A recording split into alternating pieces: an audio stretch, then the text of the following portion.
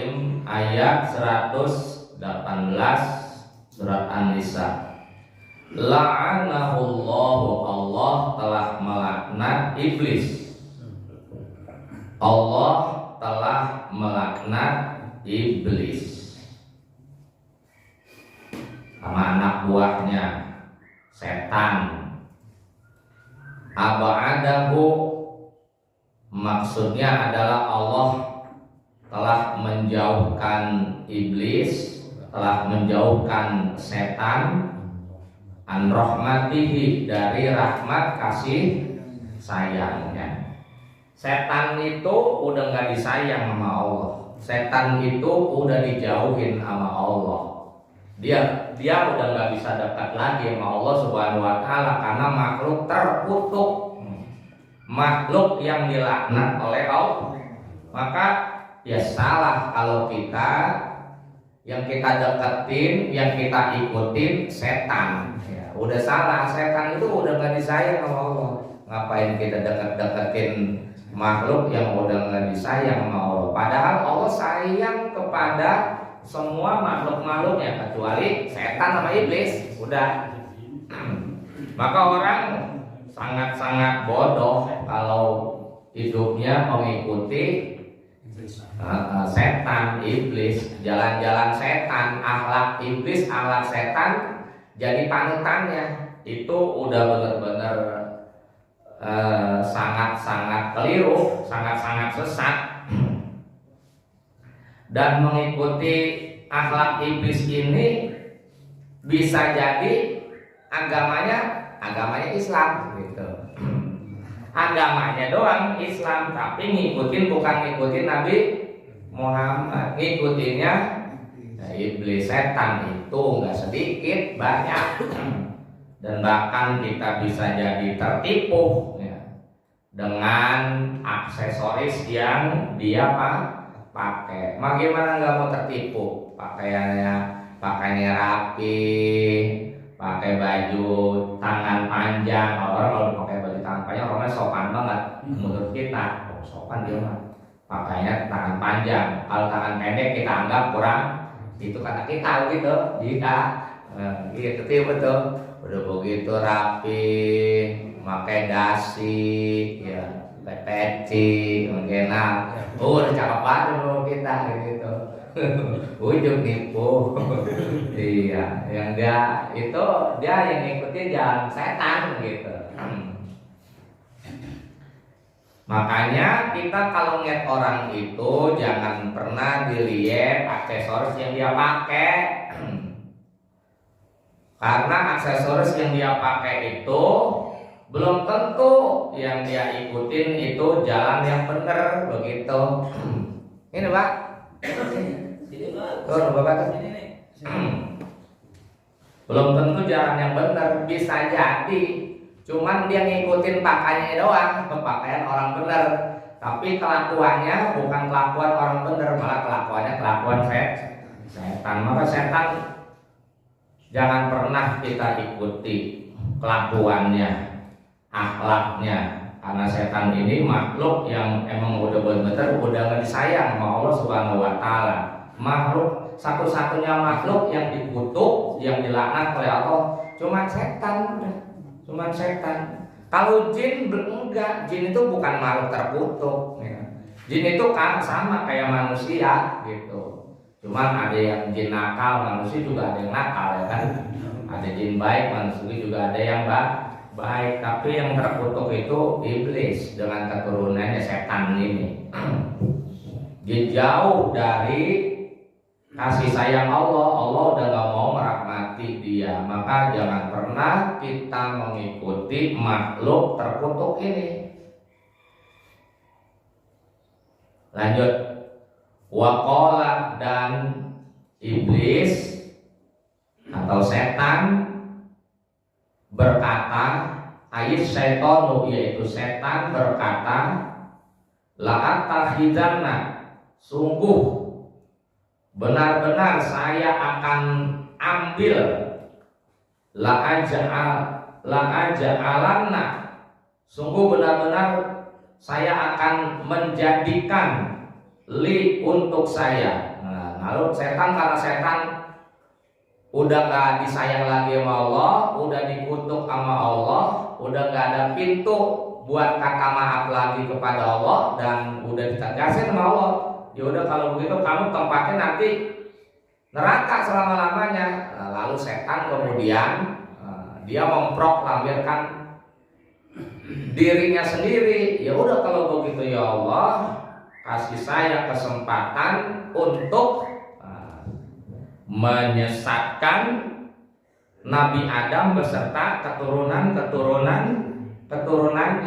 Akhirnya kan waktu itu Allah persilahkan begitu.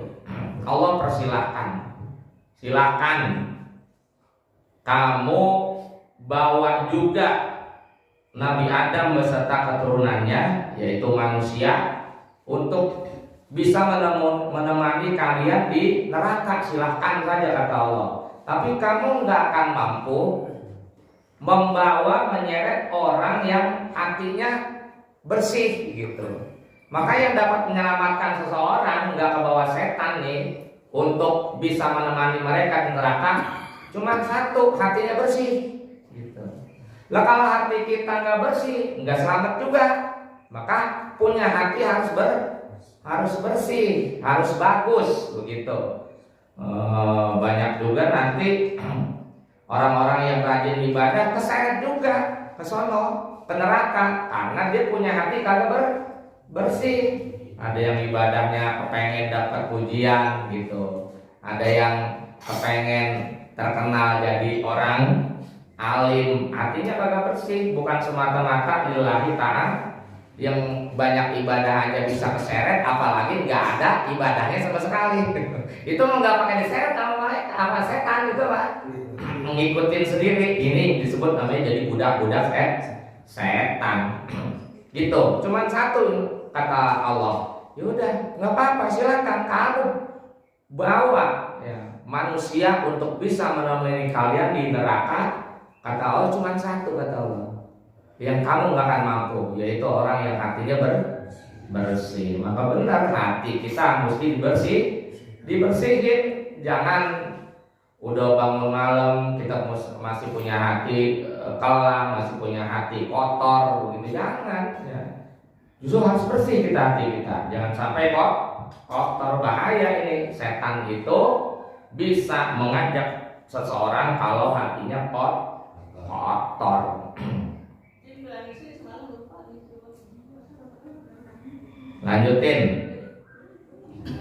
Min ibadika, dari hamba-hambamu, nasiban, hadzon, bagian, mafrodon yang telah engkau tentukan.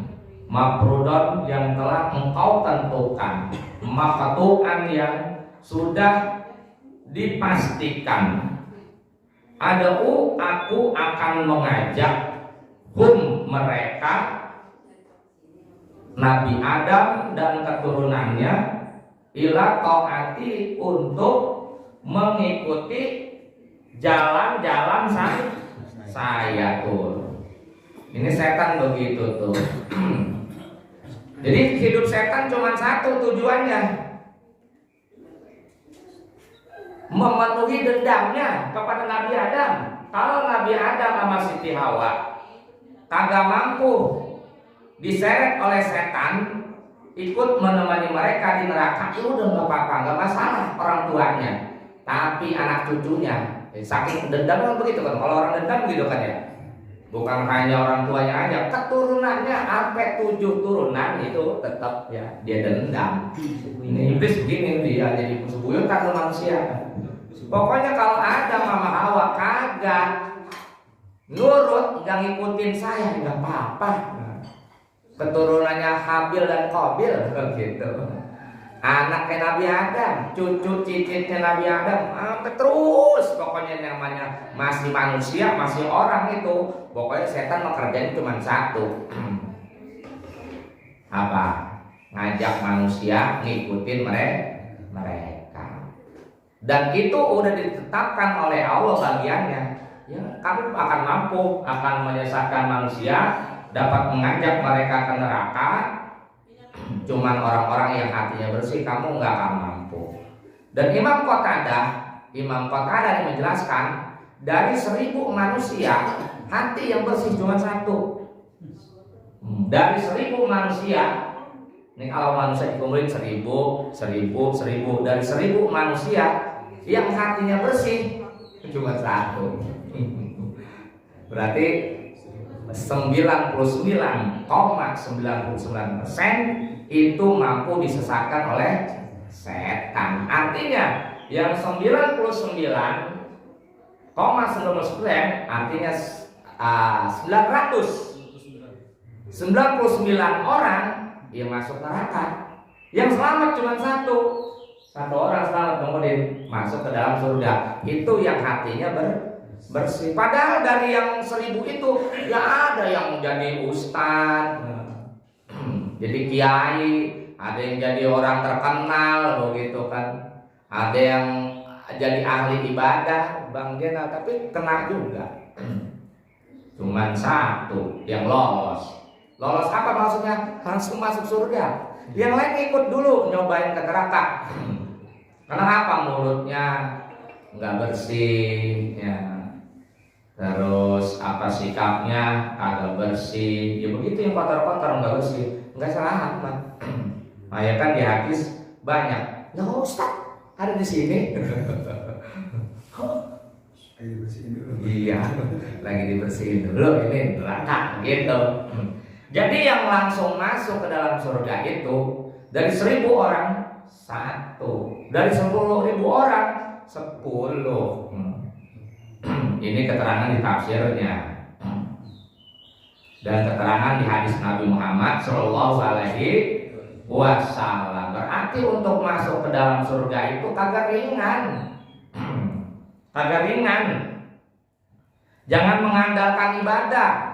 Gue udah orang alim, pasti masuk ke dalam surga tuanan begitu. Gue mau udah banyak pengikut, pasti masuk ke surga. Ya kagak bisa begitu Mas Bang. Allah kagak melihat kita itu punya banyak pengikut, yang dilihat Allah cuma satu, apa? Hati. Allah la yanzuru ila apa? Assalamualaikum wala ila suarikum wala yanzuru ila qulub. Ini dilihat hati kita tuh bersih apa kagak. Maka Imam Al-Ghazali itu membuat kitab Ihya Ulumuddin, tujuannya itu untuk membersihkan hati. Karena pada masa itu ya, pada masa itu kerjaan ulama berdebat doang kerjaannya. Iya, debat doang gitu. Kalau di TV dulu ada tuh apa bagian debat tuh Amelia sahabat. Yes. Nah, ya benar dibubarin. Karena itu memperkeruh hati doang. Orang berdebat itu kagak ada selesainya. Selesainya apa? Yang enggak selesai. Akan jadi debat terus-terusan. Zaman dulu ulama-ulama kalau begitu kerjanya debatin ini, debatin itu. Akhirnya pada antara ulama pada perang dia, perang omongan, apa macam-macam. Kata Imam Ghazali ini nggak ada kebaikannya. Akhirnya kembali kepada Ihya Ulumuddin. Udah kita hidupkan agama. Agama itu akan hidup kalau kita punya hati bersih. Kalau nggak punya hati bersih nggak akan hidup agama kita. Nah itu seperti itu. Waduh berat berarti ya. Untuk bisa masuk langsung ke dalam surga berat, kagak ringan.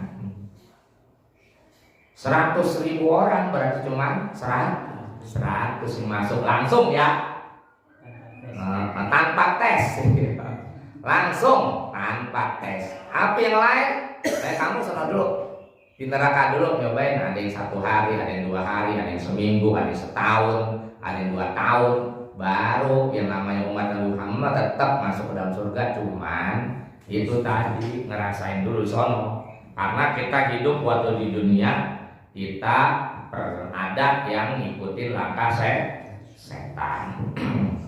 Nah itu dia ayat yang ke 118.